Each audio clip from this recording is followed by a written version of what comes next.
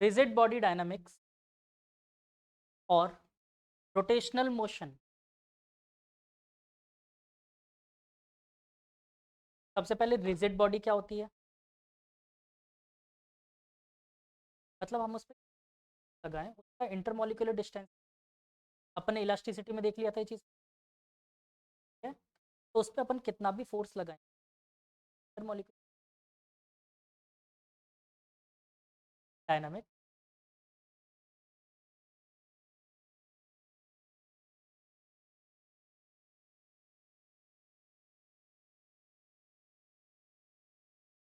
पहले तो rotational motion कहेंगे किसे, एक सिखाऊं पहले आज।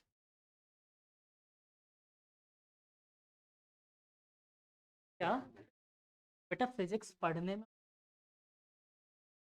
आपको पता है कि मोस्ट ऑफ द क्लास आप लोगों की होती है ना, पढ़ाता हूँ। फिजिक्स सीखने का मतलब होता है,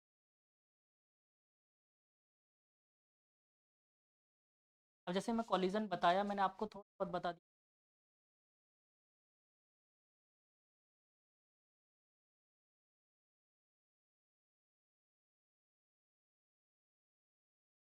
मेन चीज़ अगर फिजिक्स समझ में आई, वो कभी क्वेश्चन में आता नहीं, एग्जाम में कभी नहीं आता।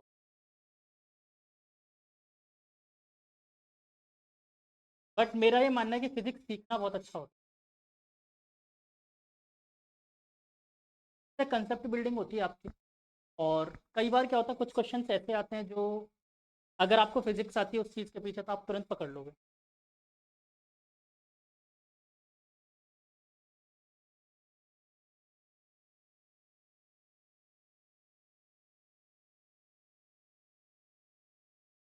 पहले बहुत सिंपल सी चीज़, इस बॉडी पे यहाँ से एफ फोर्स, ऊपर से भी एफ फोर्स, क्या होगा?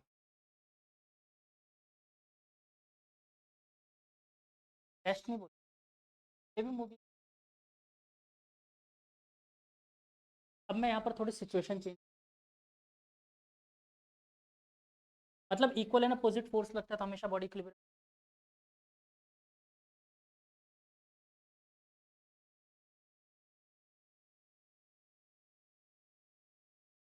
में रहेगी। क्या मैं यहाँ पर बोल सकता हूँ summation F Y equal to zero first case में? क्या यहाँ पर भी बोल सकते हैं summation F Y equal to? बिल्कुल होगा, यहाँ भी समीशन एफ वाई जीरो, लेकिन फिर भी इक्विलिब्रियम में नहीं है। देखो, डायरेक्शन, अगर मैं फोर्स की बात कर रहा हूँ यहाँ पर इक्विलिब्रियम पढ़ा था अपन ने, समीशन एफ एक्स जीरो। लेकिन याद करो जब मैंने पढ़ाया था, मैंने एक टॉपिक और लिख पाया था, बोला था इसके बारे में बाद में बात करेंगे, summation tau equal to zero. यहाँ पर एक दूसरी चीज आती है, दैट इज टॉर्क। टॉर्क, ठीक है। तो ये बॉडी इक्विलिब्रियम में नहीं है समीशन एफ वाई और एफ एक्स जीरो बाद भी। क्यों? क्योंकि यहाँ पर एक एडिशनल मोमेंट ऑफ फोर्स लग रहा है। देखो ध्यान दो, तो मोमेंट ऑफ फोर्स हो रहा है यहाँ पर, फोर्स का मोमेंट हो रहा है, मोमेंट ऑफ फोर्स लग रहा है, इसी मोमेंट ऑफ फोर्स पे एक नाम है।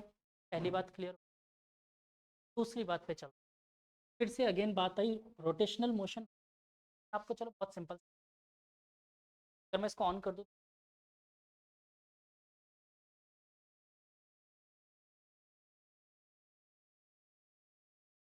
एक फिक्स एक्सिस के अबाउट रोटेट कर रहा हूँ, फैन भी देखो फिक्स एक्सिस के अबाउट रोटेट करती है, मतलब कि रोटेट का क्या होगा, एक फिक्स एक्सिस ऑफ रोटेशन के अबाउट होगा, होनी चाहिए एक एक्सिस ऑफ। और इसके अलावा कुछ समझ में आ रहा है?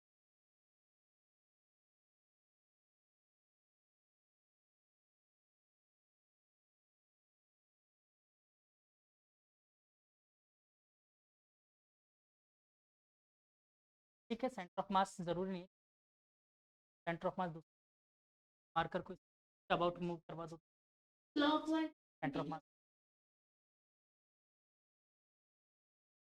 दूसरी बात समझो, मान लेते हैं कि एक पार्टिकल था बेटा, इस फैन का एक पार्टिकल एटम था, ये जब रोटेट कर रहा होगा तो कैसा पाथ फॉलो कर रहा होगा? सर्कुलर पाथ फॉलो कर रहा होगा। अगर ये रोटेट कर रहा है एक सर्कुलर पाथ फॉलो कर रहा हूँ, ये बात क्लियर है। इसके जितने भी पार्टिकल्स होंगे सारे के सारे पार्टिकल सर्कुलर पाथ फॉलो कर रहे होंगे। तो पहला पॉइंट यहाँ पे समझ में, ही पार्टिकल होंगे सारे के सारे सर्कुलर।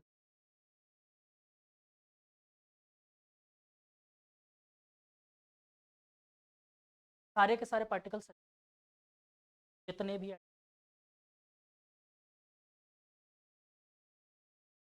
मान लेते हैं एक दूसरा पार्टिकल और था।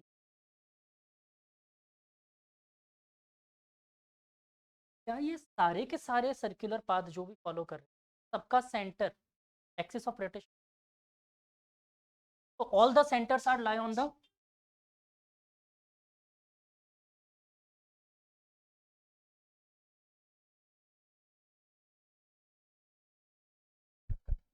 ए,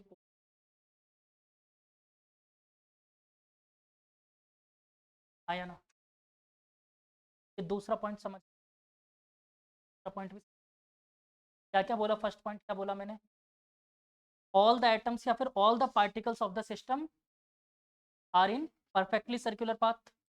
दूसरा पॉइंट मैंने बोला all the centre lies on the axis of rotation. तीसरा point all the circles are perpendicular on the axis of rotation. ये सारे के सारे सर्कल क्या होंगे, एक्सिस ऑफ रोटेशन पर परपेंडिकुलर होंगे। कोई भी सर्कल ऐसा नहीं, ये नहीं हो सकता। अगर ये हो गया तो इसको रोटेशनल,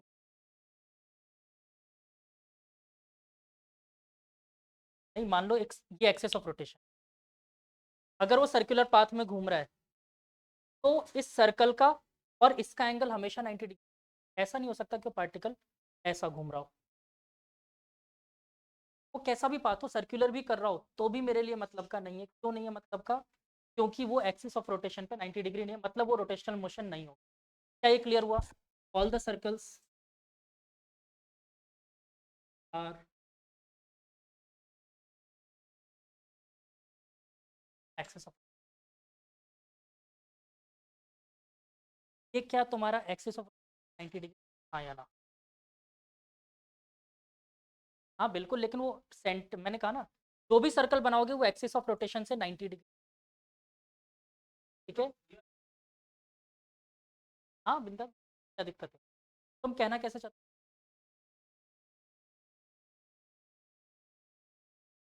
इस तरीके से पार्टिकल घूम रहा है ना तुम्हारा, ये रोटेशन,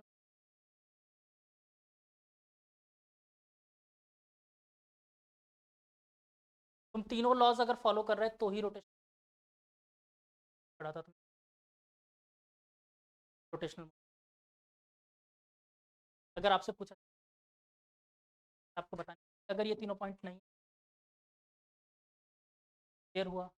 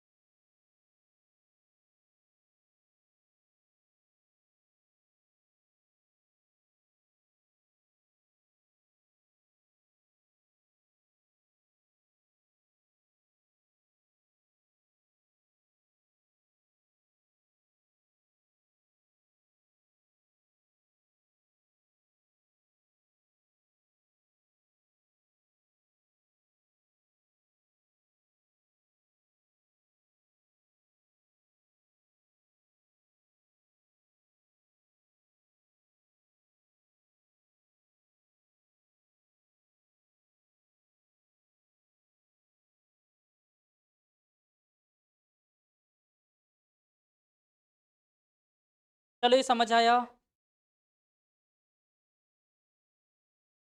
नहीं आया?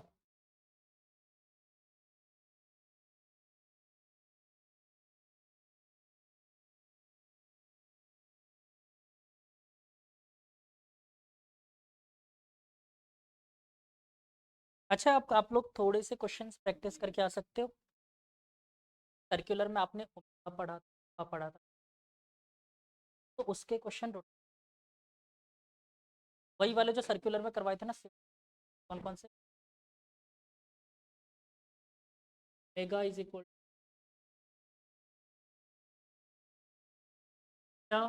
Equal omega not T plus half alpha T, और लास्ट वाला omega square is equal to omega not square plus 2 alpha. मैंने इस पर पहले थोड़ी सी मेहनत कर,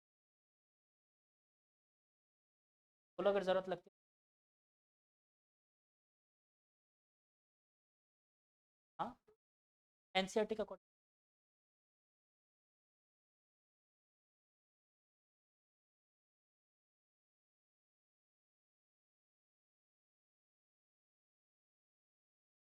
मैंने कहा ना, जितने अभी तक पढ़ के आना वही फॉर्मूले रोटे।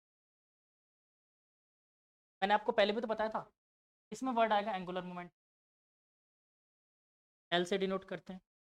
जो भी जिस वर्ड में भी जिस आर लगा देना, आर और मोमेंटम का फॉर्मूला यही पढ़ा था, बोहर मॉडल। टॉर्क की बात करते हैं तो निकल के वहाँ पर बोला था ना, angular momentum is equal to N H upon 2 pi, that is M V R equal to N H. Torque को अपन बोलते क्या होगा? रेडियस और फोर्स क्या होता है? Angular acceleration. अल्फा क्या बोलते थे? R alpha. चलो इसको छोड़, और बात करते हैं। Work done. वर्क वर्क वहाँ पर क्या लिखते थे? फोर्स इंटू फोर्स की जगह क्या आएगा?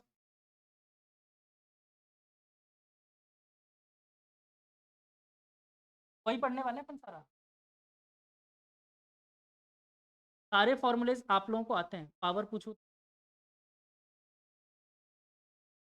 सारे वही यूज होने। बट क्या होगा, कोई बॉडी रोटेशनल टॉर्क की समझ, टॉर्क क्या होता है बात में, जहाँ तो टॉर्क से करूँगा फिर मोमेंट।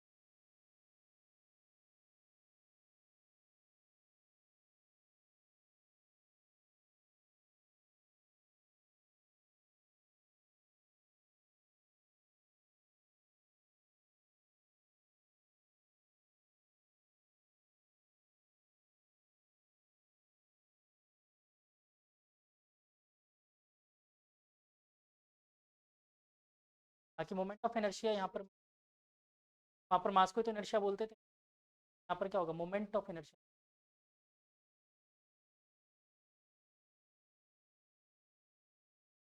ठीक है, इस तरीके से नहीं। तो इस पे क्वेश्चंस करके आना है, फॉर्मूलेज मत। ये क्यों लिख, हाँ वो तो लिख, ये वाले तो अभी जब क्या, खत्म रोटेशन, तो चालू तो होने दो इसे। ठीक है, अब मुझे उम्मीद है कि आप लोगों ने पिछला चैप्टर झेल लिया अगर अच्छे से। वो अच्छे से झेल लिया तो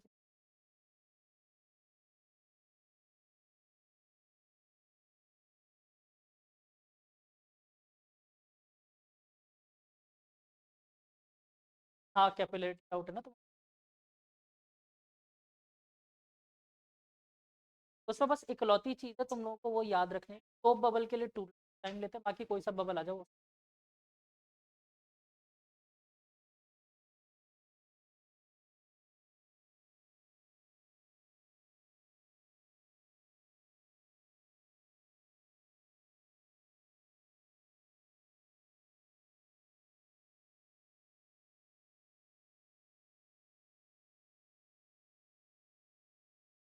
नहीं एक्चुअली मैं दूसरी बुक से देता हूँ, लेकिन क्या होता है कि इंडिया में जितनी सब एक दूसरे कॉपी मारते हैं, तो वो जनरली क्या होता है कि क्वेश्चन सब जगह लगभग लगभग मैं बोलता हूँ बहुत सिमिलर।